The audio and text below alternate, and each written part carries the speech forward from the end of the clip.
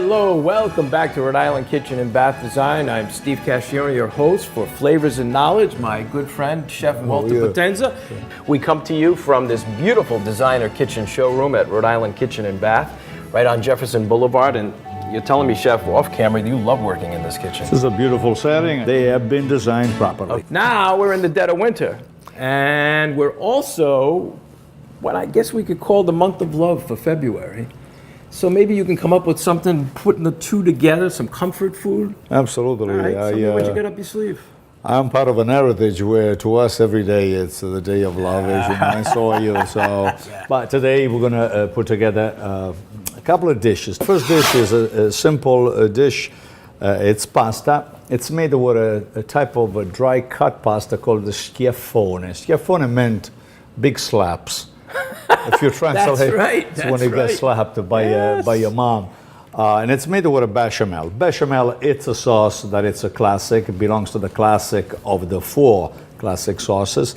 We're using flour as a thickener, and we're using butter. What's the origin of the bechamel? Bechamel actually started in Florence and then moved into France. Okay. And then the French categorized the sauces, and of course they created the sauce in a dictionary format called the Larousse Gastronomique. In Louisiana, they do something called the roux. In this case, that's what we're going to make. R-O-U-X. Roux is a thickener. Today, in today's kitchen, we cook much lighter, Stephen. So roux is not used as much as it did in the past. We use other thickeners. One that comes to mind is potato starch, which is lighter and so on, cornstarch. And you're going to help me with this. Sure. We're going to begin melting the butter, and we're going to do butter and flour an equal amount. Okay. That's really how it works. Sounds good. All right. So how much butter are we putting in to start? Right now it's a tablespoon and a half. I'm going to do. I'm going to give you a little bit more because we're making 2 dishes. 2 sauces. So you're using butter. Why not olive oil? Works better with the butter? Butter is actually the classic recipe. Okay. Olive oil can be used even a vegetable oil if you like. But the richness and the nuttiness of the butter cannot be substituted. So we're going to bring this to a melting and then we'll begin. And we're going to use, in this particular recipe, pumpkin puree. Ooh, I like pumpkin. You may use a butternut squash at this time of the year. You cook them in salted boiling water. Then you puree them, and you can use them as an additional flavor to this. Sounds delicious. Chef, the butter looks like it's melting. Yeah, and there you go. All right. And I'm going to give you a whisk, and we're going to do this with milk, okay? Sure.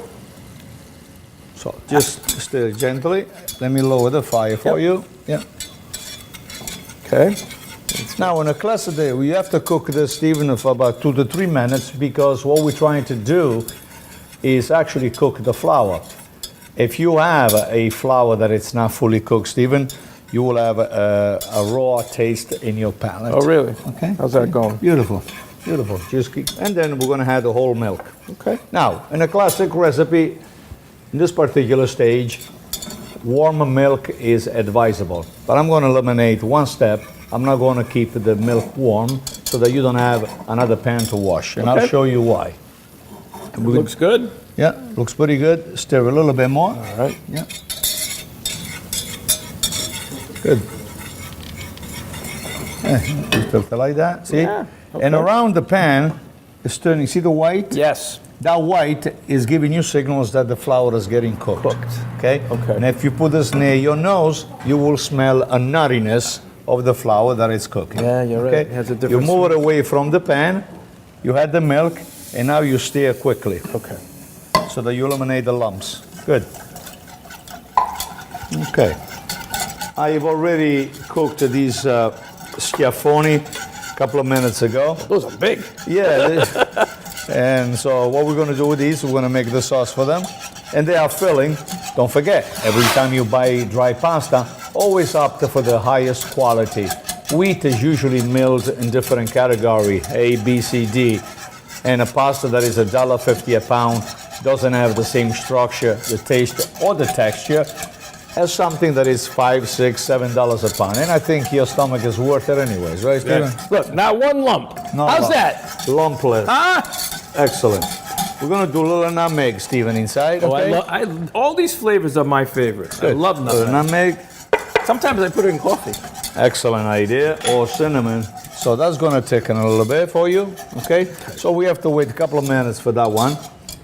In the meantime, usually a little bit of salt on this, Stephen, Okay. and white pepper, okay?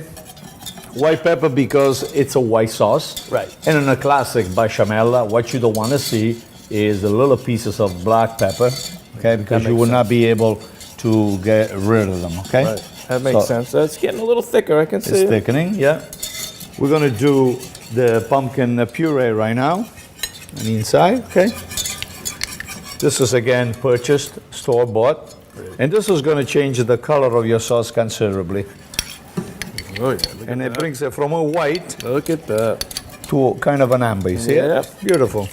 It's a dish that can be made in the winter because of its thickness. It's hearty, see? Beautiful. Look at that. Yeah, beautiful. Almost matching the color of the pan. Beautiful. We're gonna do some gorgonzola, Stephen, here. Okay. You don't have to do this. You may use mascarpone. You can use a cream cheese, but I would opt for something really rich in butterfat. All right. Okay,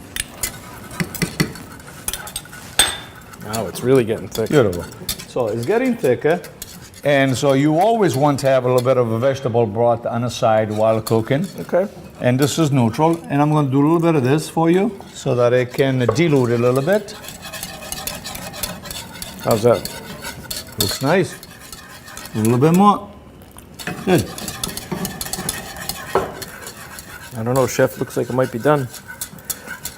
And I'm gonna do what you like right there. And you're gonna just fold them in, move them Yep. away from the gas, from the fire. Yeah. Okay. Good. These are nice. How many Let you me wanna bring eat? it closer to you. Yeah, how many Hey, you I'm wanna hungry. You know me. I'll give you half a dozen, all right? That sounds good. Let me use the spoon. I think that might work better. Yep. And so we add this pasta Ah, look at that that. has just been cooked up to the 8 minutes, 8 to 9 minutes. Nice. And then he just folds it in. See? Beautiful. That looks good. Looks very nice. And this is practically done. There's not much to it. I get a taste. Yep. I'm sure you love it. That's delicious. Like it? Good.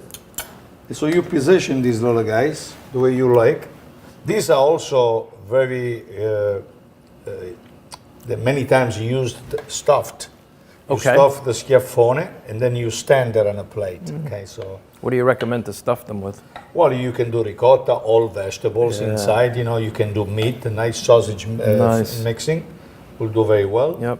And the gorgonzola gives it a tangy, the tanginess that we look for in a pasta because there is a little bit of sweetness here from the pumpkin puree. Okay? That's delicious.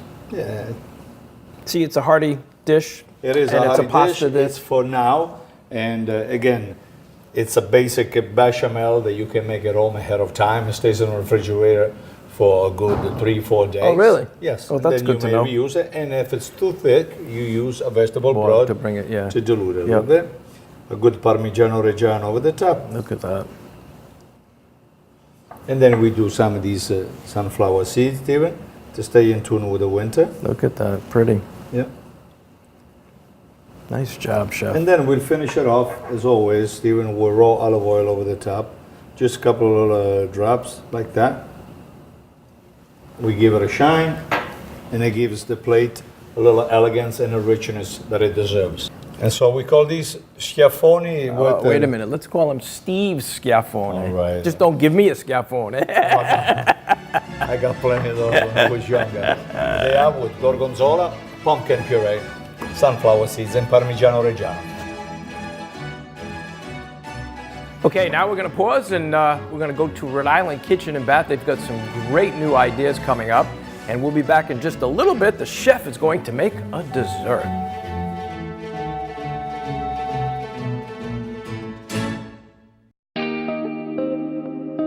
Welcome to the RI Kitchen and Bath Seminar Series, where you can learn the ins and outs of kitchen and bath remodeling and design from the experts themselves. Get inspired by seeing the latest products and designs in our beautiful showroom floor. So today's topics, we're going to go over kitchen and bath design trends, just a few things that we're going to touch on. Today's topics are going to include levels of remodeling, budgeting, and then 10 steps to a successful remodel. I'm Joni. And Dave from Bristol, Rhode Island. And we've come here to Rhode Island Kitchen and Bath seminar because we are planning for redoing our kitchen and half bath laundry room. This is our second visit that we've done here, and we really enjoy it very much. And we're definitely going to use Rhode Island Kitchen and Bath because they take care of everything. It's important to have somebody, working with you in this time to really help guide you through all of those decisions there are to make. Sometimes people are a little overwhelmed by how many decisions there really are. Attention was paid to every detail. There was a very thorough inspection before the project even started, so that the company was already aware of any problems that already existed that had to be addressed, and they were also able to alert us, my husband and myself, to any problems that also might occur. Say you plan your whole space, you go to put the toilet in, the building inspector comes out and you haven't left 15 inches from the wall to the center of your toilet, and everything else is so tight that nothing else can move. That's not going to pass. So it's really important that you're measuring and taking into account all those different codes and stipulations. We are a very well-established company. We've been in business for 29 years. We have kitchen and bath remodeling down to a science, so we're very experienced in terms of code requirements and safety regulations that need to be followed. We also have, an award-winning team of designers here. We really offer people a lot of expertise and peace of mind in, getting these projects done. Visit RIKB.com for a list of the upcoming seminars and to reserve a seat for the next event. Or come to our showroom floor located on Jefferson Boulevard in Warwick.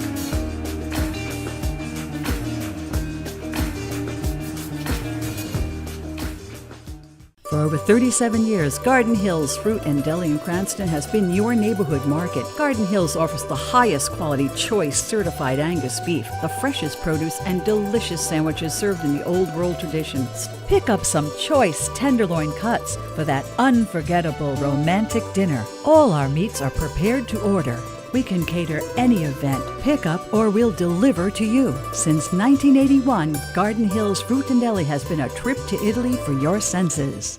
The innovative Go Rehab program at Bannister Center is revolutionizing rehab in Rhode Island. Featuring advanced rehab technology and on-site physicians, the Go Rehab program gets residents back home quicker and stronger. Healthier eating and cutting-edge treatments help get Go residents home faster than conventional programs. Perks like smart TVs and Netflix are great too. If you need rehab after injury or surgery, I recommend Bannister Center.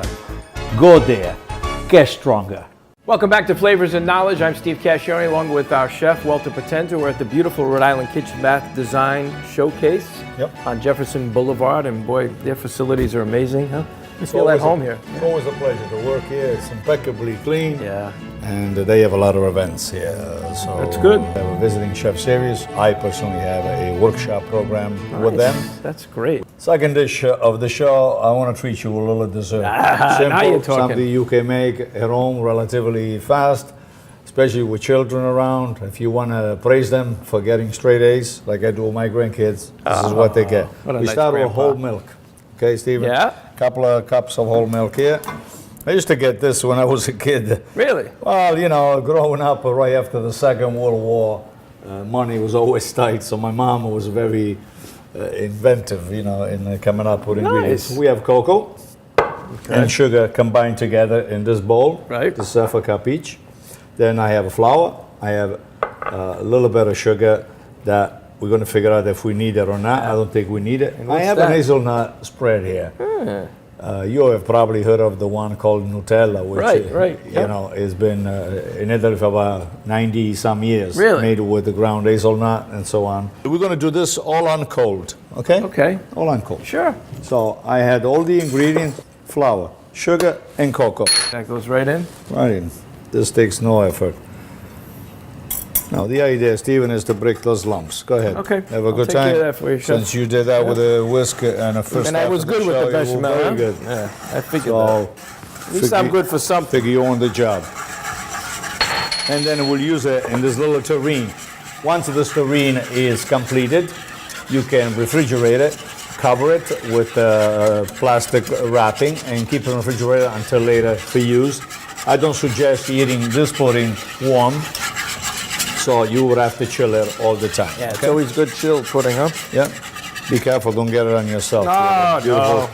I have the allspice and cinnamon here, and Stephen is going to blend it together. That smells good. Yeah. Now, at this stage, Stephen, we could drop inside the chocolate chips. We could put 100% unsweetened bacon chocolate, which that will do very well. Yep. I wouldn't suggest milk chocolate.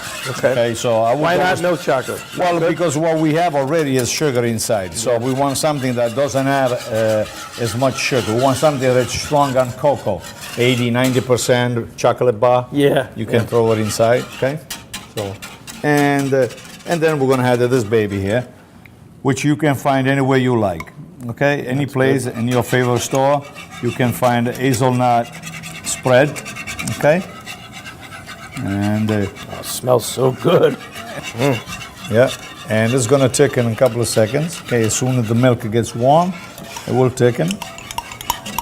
There you go. Try to get I got most of the lumps. Yeah, it looks beautiful. To get most of this out.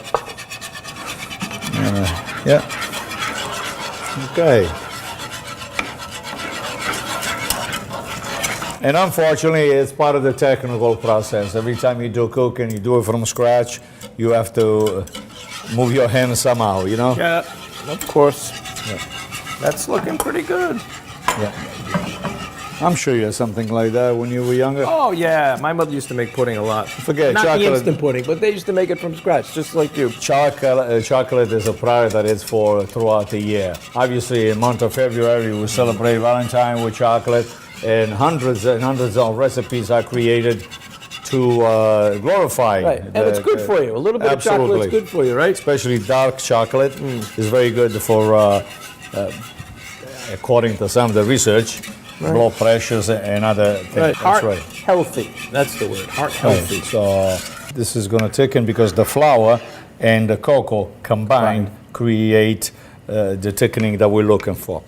So we're going to a boiling right now. As good as it smells, it's a winner. So this is going to take a few more seconds. Nice. Okay. And try it for now. See what do you think. That's amazing. Yeah, it's got a nice little taste. Good. Oh, it's different than regular chocolate pudding. Well, the allspice and the cinnamon entice times of winter, you know, so it gives you that kind of flavor profile that you're looking for. And so, Stephen, this is going to take a few more minutes. We're going to have to wait. We're going to talk about wines, and we'll be back in just a couple of minutes. Excellent. Stay tuned. The soil content and the weather plays a big role in the grapes? Terroir is always very important in winemaking. It's basically all of your factors. The wind, your water, what kind of weather you normally have. They all play important roles in how the grapes are going to grow. You recommend room temperature? Do we recommend it being a little on the cool side? I know red wines is a little tough to decide. Depends on the person. I do have mine chilled down a little bit around, you know, you can be around 55, 58 degrees, and it's totally fine, but you can go up to room temperature. It's going to play into the aromatics. Okay. Now, when people come in, and I was reading about this, you may see on some of the labels DOC or DOCG. What's that mean? It's an easy way to recognize quality, to recognize that the wine is from a specific place. DOC, DOCG, IGT, they're all different levels. Most Super Tuscans that you find are going to be IGTs. Yes. So it's basically wines of a specific area, but that area is very wide. DOC is wines that are guaranteed to be from a much smaller area, and the majority will be coming from a specific vineyard. Right. And your DOCG is an even smaller circle. So those are the better. And you know, I often talk about some people, what they do before they serve the wine is they open it and then they let it breathe. Is that something you should always do, or does it depend on the wine? Well, you know, they let it breathe for maybe 10, 15 minutes, and sometimes people will decant it as well. Absolutely. If it's a champagne, no, don't do that. No, you want to do that right. If you're going to have a nice full red, it never hurts to decant. For the most part, if you pour heavily into the glass, it's fun to make a presentation out of the bottle and pour gently. It's elegant. But what it doesn't do is allow for oxygen to come in contact with the wine. Okay. Normally when you have a bottle, you kind of want to pour a little heavy. The wine will dance in the glass. Right. It gets more oxygen. Right. Then it's going to open up fuller. Swirl judiciously, and you're going to have the same effect as a decanter without having to drink all of that wine in the next couple of hours. Okay. So what's the difference from champagne to Prosecco? The grapes. So only Glera is for Prosecco, where champagne can be Chardonnay, Pinot Meunier, or Pinot Noir. True champagne, for the most part, can only come from the Champagne region, with the exception of a couple of vineyards in California that are actually grandfathered in. So with champagnes, you get that fine pearl, tiny pearl-like bubble, and that is due to that second stage fermentation. And those are more expensive. They are. Great advice. Thank you.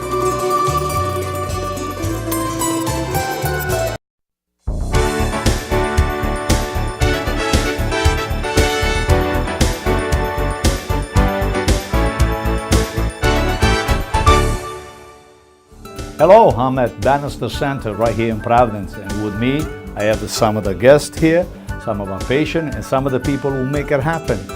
The idea is to share with you health and wellness through food as part of the rehabilitation program that this center offers. And right now I'm going to proceed in preparing a quick Tuscan bean salad. It's very simple.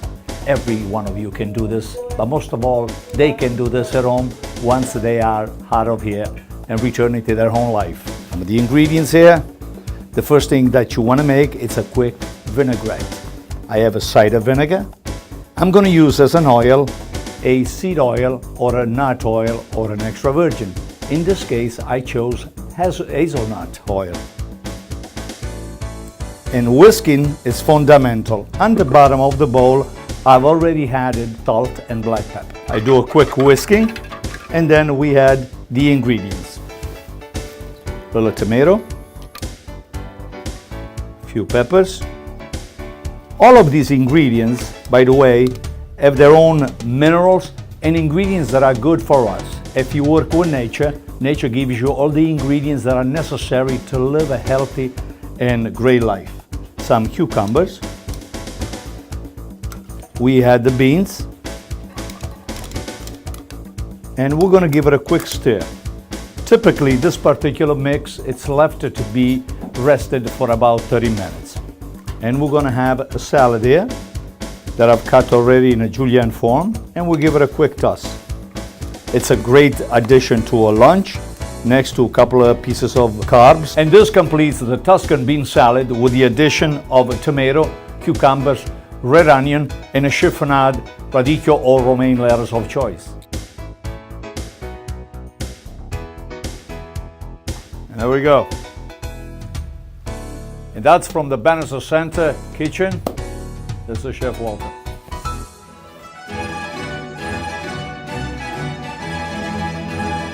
And welcome back. Chef is laboring here with our pudding. Looks good. It smells unbelievable, Chef. A little bit of unsalted butter to it. Okay. So that what it does, it doesn't allow the create the film over the top, because the flour, when it solidifies, it creates a film on the top of the right, almost pudding. like a sauce. The butter will prevent from doing that. That's a good So trick. as soon as done, you go into a pot. You don't need to put any butter on a pot or whatever you're serving. Oh, look at that.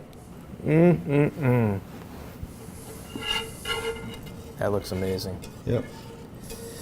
Wow. And you get to clean the pan. I was going to lick the pan.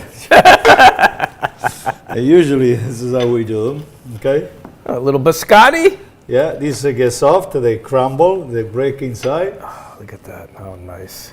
And of course this gets chilled for about 25 to 30 minutes and then brought to a table and served, okay? Beautiful. And this is your chocolate pudding with allspice, cinnamon, right? And whatever else we use. Love, Chef. That's what it's all about. Good job. There you go. We were looking for a company. We wanted a place that had a great reputation, which Rhode Island Kitchen and Bath definitely does, and also where we could have everything done in one place. They gave us a schedule at Rhode Island Kitchen and Bath showing exactly who would be at our house and exactly what would be done, and it was a daily schedule. At the end of the process, kitchen was completed earlier than anticipated. We just got such a good feeling about this place. You know, they welcomed you in, they had professionals working here, and these people are design experts. That's what I felt. And their ideas just clicked with what we were looking for, and we didn't even know it. Absolutely.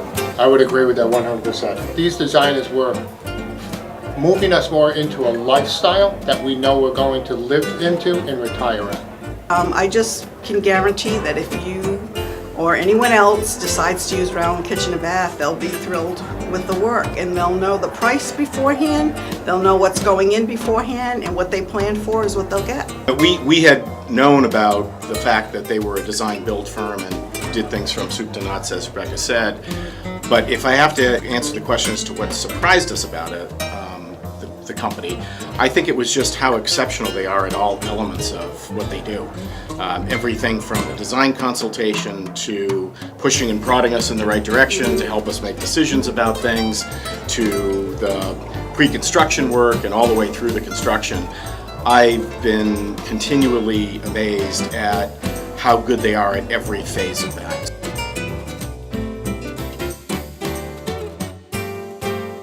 For over 37 years, Garden Hills Fruit and Deli in Cranston has been your neighborhood market. Garden Hills offers the highest quality choice certified Angus beef, the freshest produce, and delicious sandwiches served in the old world traditions. Pick up some choice tenderloin cuts for that unforgettable romantic dinner. All our meats are prepared to order.